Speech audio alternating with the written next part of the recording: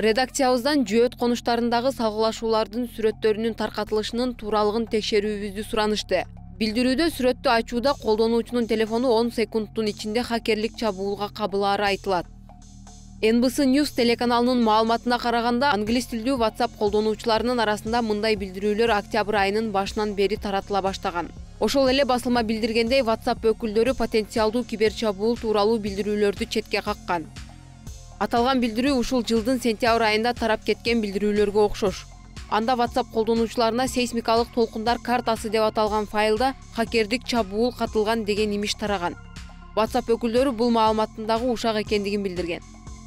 Мароккодогу жер титирөөнүн сүрөттөрү WhatsAppка жүктөлөт. Файл Seismic Waves Card деп аталат. Аны ачпаңыз жана карабаңыз. Ал 10 секунданын ичинде телефонуңузду бузуп салат жана аны токтотууга эч кандай мүмкүнчүлүгүңүз болбойт. Бул маалыматты үй бүлө мүчөлөрүңүзгө жана досторуңузга таратыңыз. Көрүнүп тургандай, хакердик чабуул тууралуу билдирүүлөр бири-бирине өтө окшош. Ушуга окшогон кат жакында эле Колумбиянын Кальваро шаарындагы жер титирөөнүн сүрөттөрүнө шилтеме катары таркатылган.